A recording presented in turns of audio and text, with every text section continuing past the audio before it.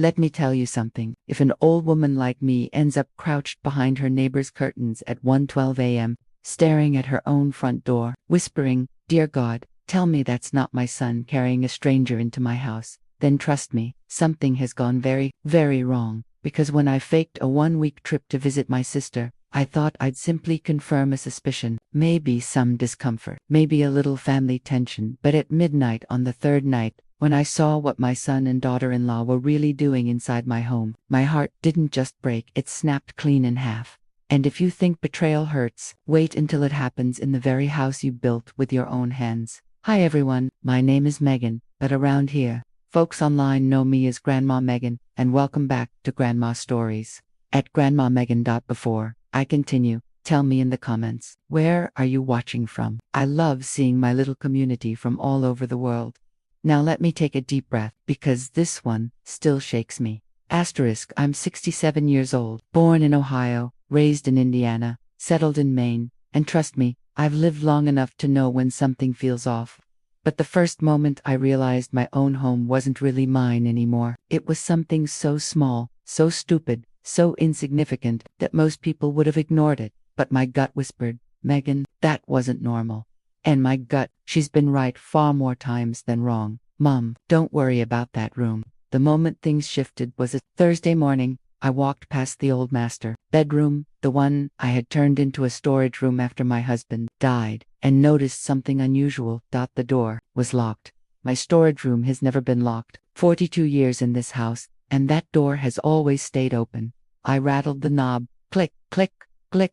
Locked, I said. "Rob, why is this door locked?" My son didn't even look up from his phone. "A moisture problem, Mom. Audrey said the handyman might have shut it so your old papers don't get damaged." Moisture? Handyman? My papers? My daughter-in-law Audrey suddenly appeared behind him, like she'd been waiting for the cue. "Oh, don't worry, Mom. It's just temporary. You know how old houses are." Her smile was just a little too tight, her voice a little too manufactured, like she'd practiced that exact sentence in front of a mirror. I stared at the door. They stared at me.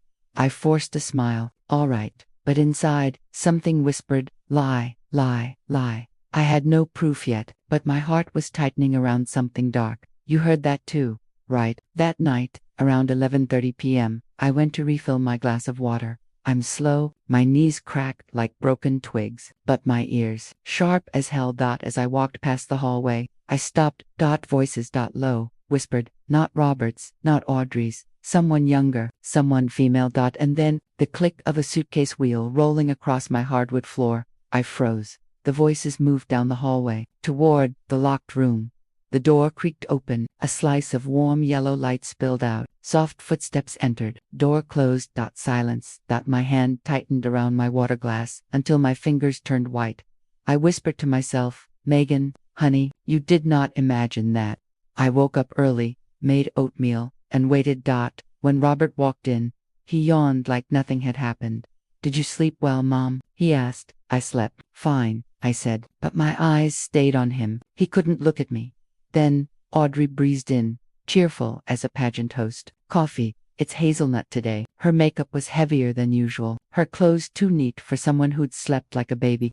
I watched them both, their smiles, their polished sentences, their forced energy. They were lying. I didn't know about what yet, but they were lying. Over the next week, the activity grew stranger. Almost every night, I heard doors opening hushed, talking wheels of rollerbags, footsteps rushing down the hall, and sometimes laughter. But the worst part, every time I approached quietly, the noises stopped, like they knew I was listening. Asterisk, now here's where things truly began to unravel. My neighbor of 30 years, Moses Harper, came over to bring me homemade blueberry bread. He does it every few weeks. He set the plate down, looked at me, and hesitated. "Megan, can I ask you something?" His voice shook slightly. I blinked. "Of course." He swallowed hard. "Do you have guests over at night?" I froze. "Guests?" He rubbed the back of his neck. "Because I've seen people coming to your house around 1 or 2 a.m. Young people, couples, solo travelers. They carry backpacks and suitcases. They stay one night, sometimes two, and then they leave before sunrise." My heart climbed into my throat. Moses looked me straight in the eye. "And Megan, your daughter-in-law is the one opening the door for them, not Robert." The room tilted. Moses, why didn't you tell me sooner? He sighed deeply. Because I hoped I was wrong. Because I didn't want to interfere. But, Megan, I'm worried. This doesn't look like anything good. His words dug straight into my spine. Something was happening inside my home. Something my own son was hiding. And in that moment, I made a decision. I waited until dinner.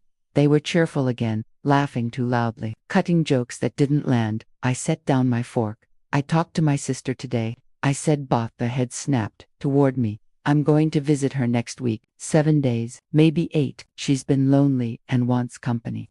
Audrey's eyes widened. Just slightly. A flash. A spark of something like excitement. Robert frowned, like he was calculating something. When he asked, this Monday. He forced a smile. That's great, Mom. You deserve a break. Audrey clasped her hands together. Oh, that's wonderful. You should go. We'll take care of everything here. Oh, I bet you will. Inside, I whispered, and I'll be watching every damn minute of it.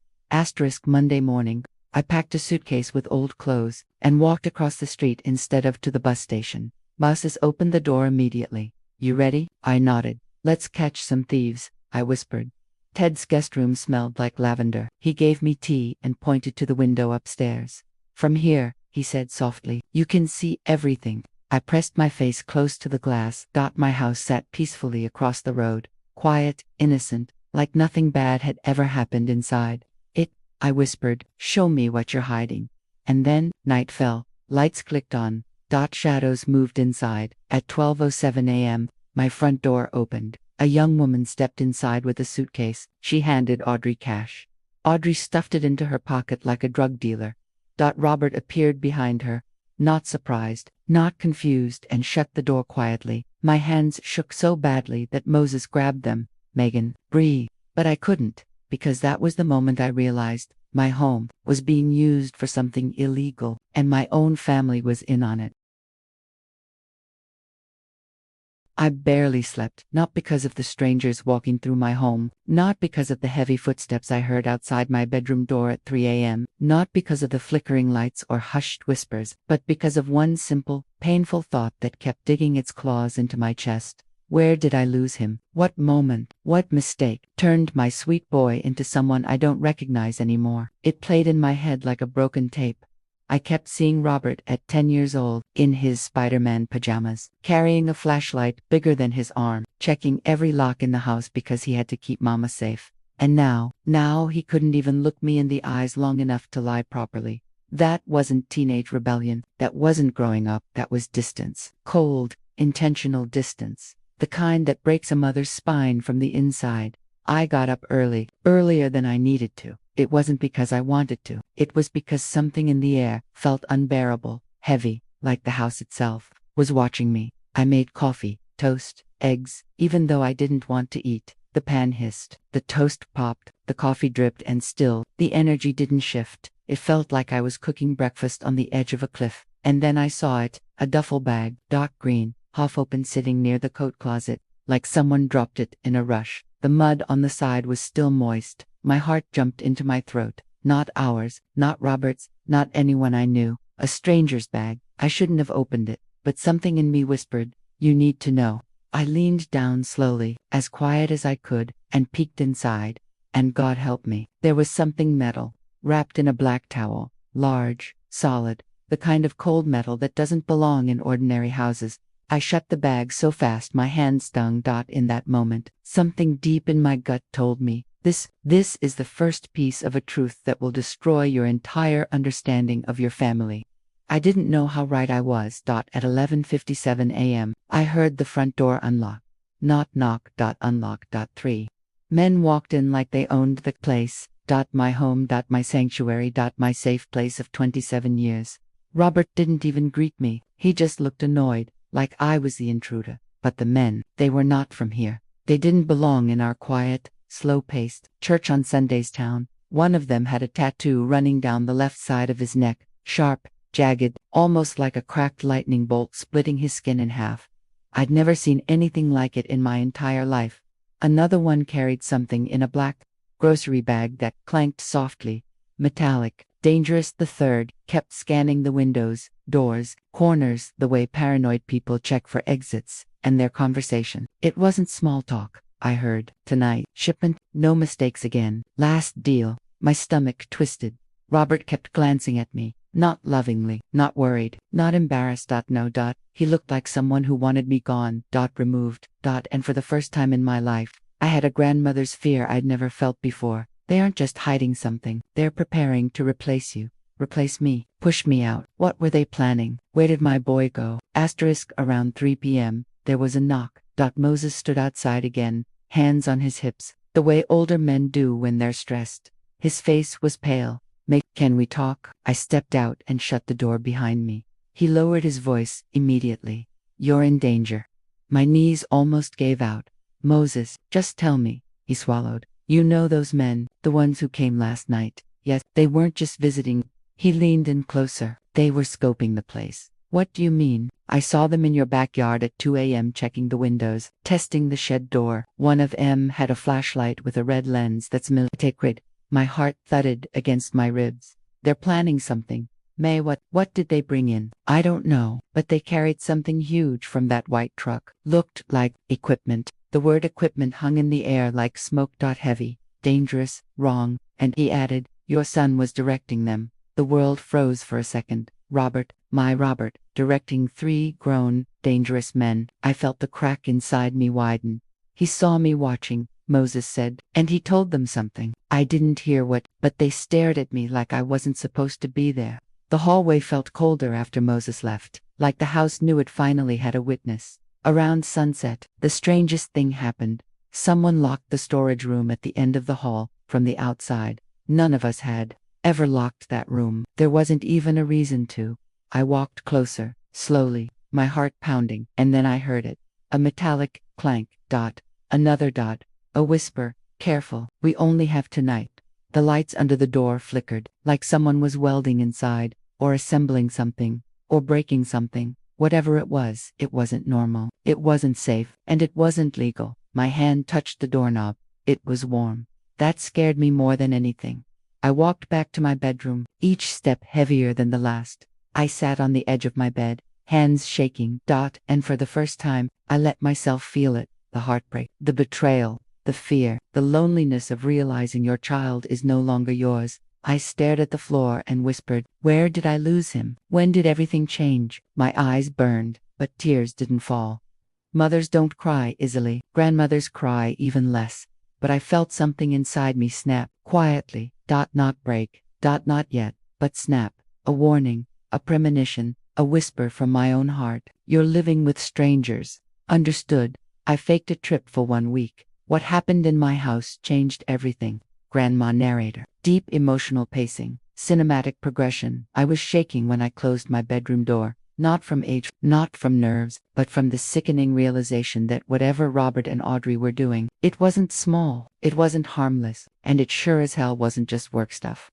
Something bigger had begun, something that made my home feel like a stranger's house wearing my wallpaper. I sat on the bed for maybe a minute before I whispered, you need a plan, tonight, because I knew one thing for certain. If I waited even one more day, something irreversible was going to happen in my home, and I wouldn't be able to stop it. The clock read 11:42 p.m. when I heard the footsteps. Not Audrey's light steps, not Robert's lazy heel-dragging walk.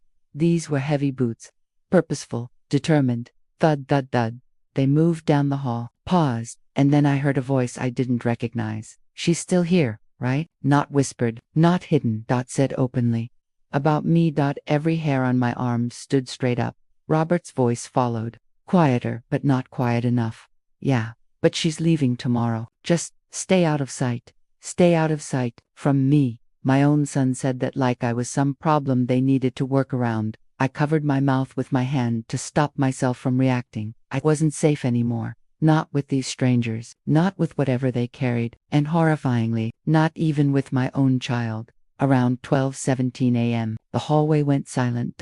And then the backyard light flicked on. That motion sensor only lights up when someone steps on the grass. I rushed to my window, careful to stay behind the curtain. 3 men stood outside, my son among them. They weren't just talking, they were arguing. He said tonight. One man snapped, we're running out of time. Another replied, and then Robert, my child. My baby boy. He shoved one of them. Shoved. A grown man twice his size, like he wasn't afraid, like he was in charge. What is the point of bringing it today? Robert hissed. She's still here. If she sees anything, she's an old lady, the tattooed man interrupted. She won't figure it out, old lady, like I was nothing more than a burden they were working around. I tried to steady my breathing, but it came out shaky. And then something clicked in my brain. A horrifying realization. They weren't just hiding something from me. They were waiting for me to leave. My presence was the last obstacle. I grabbed the windowsill to stay steady. The decision, I had to leave before they made me. When the men went back inside, I stood there frozen, watching my breath fog the window glass. If I confronted them too soon, if I asked the wrong question, if I even hinted that I knew, I was terrified they might do something I couldn't undo. Push me out, force me out, or worse, replace me permanently. I never wanted to imagine my son capable of that, but the look in his eyes tonight, cold, restless, strategic, that wasn't the boy who fixed my roof in the rain. That wasn't the boy who once told me, "Don't worry, Mom, I'll always protect you." No, this was someone else, someone darker. I had to leave, not tomorrow, not after breakfast, tonight, before they made the decision for me.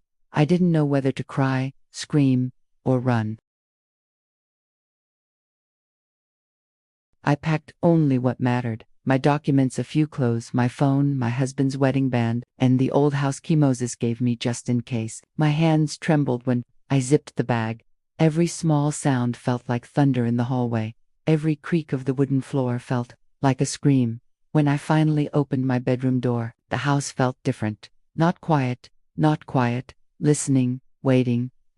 I crept down the hall like a thief in my own home. Halfway to the stairs, a voice stopped me cold. "Mom." Robert. Standing in the dark. I froze mid-step. He didn't move, didn't blink. He was just watching me. That was the moment I realized how far gone he was. Where are you going?" he asked slowly. His tone wasn't worried. It was calculating. Cold. I forced a smile, a weak, trembling one. "Your sister. She needs me. I should check on her." There was a pause long enough to crush me. Then, he stepped forward. "Just a bit. I didn't know you were leaving tonight," he said. I swallowed. It was last minute. His eyes narrowed, examining me the way a stranger sizes up a stranger, not a son looking at his mother. Then, he stepped aside. "Safe travels." That's all he said. No hug, no concern, no warmth, just a dismissal. Like he was finally getting what he wanted. The moment I stepped outside, I felt the cold air slap me awake. I held my bag tight and walked straight to Moses' house, my only ally left. He opened the door instantly, like he'd been waiting. Good God, you look pale. What happened?" I pushed the door closed behind me. "Moses, they know. They know something about me being there is a problem." "Did they threaten you?" "No," I whispered, "but their eyes did." He locked the door, double-locked it. Then he guided me to the guest room, gently, like handling something fragile. "You stay here tonight. Tomorrow, we figure everything out." But the moment he left the hallway, I felt the air shift, colder, still, heavier, almost like my house across the street could feel me watching it, and didn't like it. At 12:58 a.m., just 2 minutes before midnight, a black SUV pulled up in front of my home. No headlights, no plates, no sound. My heart stopped. 4 people got out, all of them carrying equipment cases. Not suitcases, not duffel bags, equipment cases. And Audrey, my sweet, smiling daughter, she ran outside to meet them, not nervous, not confused, but excited. "Finally," she whispered loudly. My breath caught. And then, as midnight struck exactly 12 a.m., they opened the largest case. And what I saw made the world tilt. My knees buckled. My heart cracked. My breath stopped. Everything I feared, everything Moses warned me about, everything I suspected, was nothing compared to the truth waiting inside that case. But to explain what happened next, you must understand everything that led to that moment. I don't know how long I stared out of Moses's guest room window. My breath fogged the glass. My hands shook so hard I had to hold the window frame to steady myself. Because inside that big black case was something I could never have imagined. Something no mother should ever see. Something that changed every memory I had of my son, and forced me to face the heartbreaking truth. He wasn't my boy anymore. The 4 strangers bent over the case like surgeons, preparing for operation. The street was pitch black. Only the weak orange glow from the porch light illuminated their hands. And then, click, the latches opened. I leaned forward, pressed my forehead to the cold glass. And I saw it. Stacks. Bundles. A mountain of them. 100 bills. Not a few, not handfuls, thousands, tens of thousands, neatly wrapped in rubber bands. My jaw dropped. I pressed a hand to my chest. Money. So much money it didn't make sense. My daughter-in-law whispered, "Count fast. We need to clean the room before sunrise." The tattooed man answered, "We brought more than last time. You better not mess this up again." Last time, again. That meant they'd done this before, multiple times. In my home, under my roof, while I slept, while I cooked for them, while I folded their laundry, while I blessed their meals. My vision blurred with tears, and then the reality hit me like a freight train. They were laundering money in my house, not renting rooms, not making passive income. No, something much, much bigger. My knees buckled, and I sank into the chair. Moses grabbed my shoulders. "May, what is it? You're white as a sheet." I pointed. "Money. They brought so much money." He looked through the window and muttered, "Oh damn," but I shook my head. "No, you don't understand. They've done this before, many times, and Audrey said last time, Moses, my house, my God, my house was part of this." I started crying so hard my breath came out in short little gasps. Not polite tears, not quiet sadness, no. Grief, heartbreak, disgust, shock, fear. All mixing together until I didn't know which one hurt the most. I whispered, "Where did I lose him? At what point did my son become someone I don't recognize anymore?" Moses squeezed my hand. "Mick, whoever he is now, that's not your fault." But I couldn't hear him. Not through the whirlwind of memories slamming into me. Robert bringing me wildflowers when he was little. Robert crying because he broke a plate and thought I'd be angry. Robert telling me he wanted to grow up and buy me a house with a red door. And now, he stood in my house doorway, a doorway his father built, receiving dirty money like he was running a hotel for criminals. I felt my heart crack in slow motion. The strangers went back to the SUV. This time, they lifted out a smaller bag, a black duffel bag, scuffed, heavy, sagging in the middle. The tattooed man whispered, "Careful, this can't fall again." Again, what the hell was inside? As he carried it into my home, the bottom of the bag scraped the ground. I leaned closer to the window and heard it, a metal clatter. Not coins, not tools, something heavier, something that should never be in a family home. My lungs froze. "Moses, what is that?" He didn't answer, because he knew, and I knew, and anyone watching would know, that bag had guns inside. Maybe not many, but enough to make the air around us colder. I covered my mouth with both hands. My son was involved with people who carried guns, and they were storing them in my house. The house where I baked birthday cakes, where I rocked him to sleep, where I read bedtime stories, and they were using it to hide money and weapons. The tears kept coming. Slow, quiet, devastating. Audrey waved frantically. "Hurry, put that in the master bedroom closet." The closet. My closet. My sacred space. My husband's shirts still hung in there. His smell still lived in the sleeves. And now, they were shoving illegal money and God knows what weapons into the same closet where I once hid Christmas presents. I whispered, "No, no, they didn't. They wouldn't, but they did." I watched the tattooed man shove the duffel bag inside and shut the door with his foot. My breath stopped. I wasn't watching a misunderstanding. I wasn't watching an accident. I was watching my family house turn into a criminal storage unit. Robert finally came outside.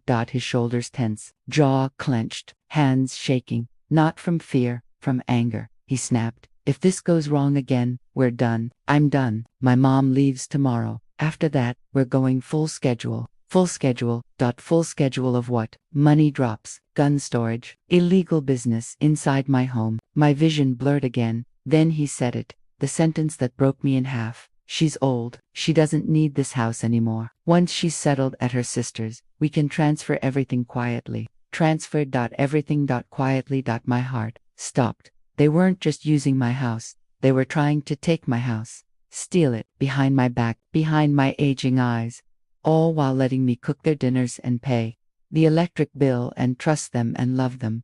I grabbed Moses' arm with shaking fingers. Moses, they're trying to get rid of me. They want to take the house. My son.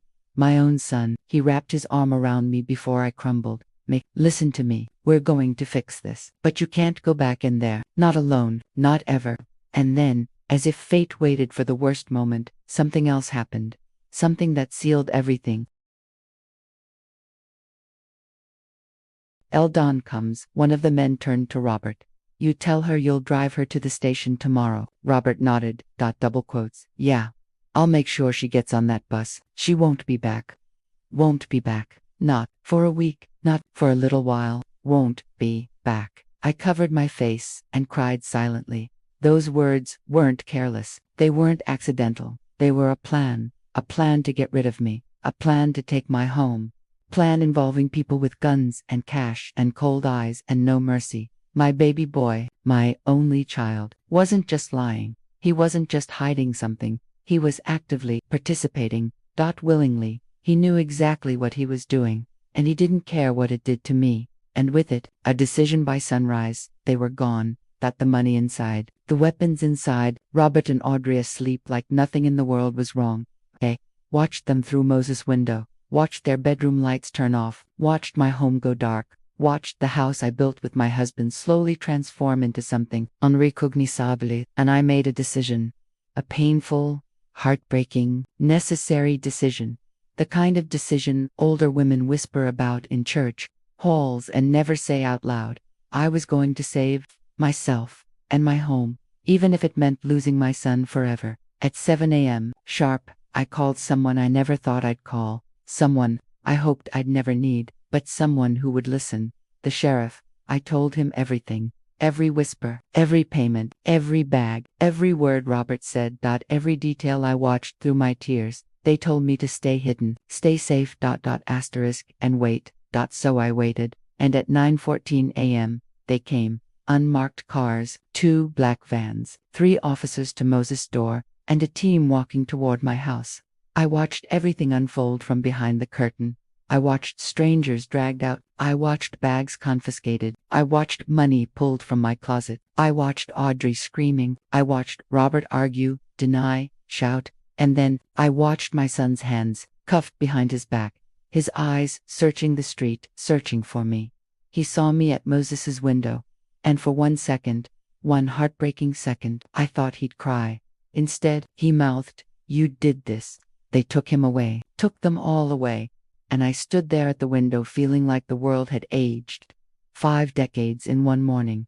I didn't sleep that night, or the next, because I kept repeating the same question. How does a mother recover from a betrayal like this? And the truth is, I don't know. Maybe you don't recover. Maybe you just learn to breathe around the broken pieces. And to everyone listening to my story right now, has something like this ever happened to you? Maybe not this big, maybe not this dangerous, but betrayal by someone you trusted, someone you raised, someone you loved.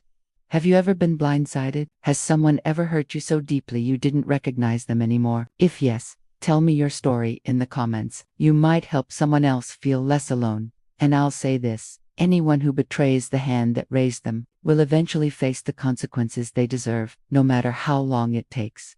This is Grandma Megan, and this was my story.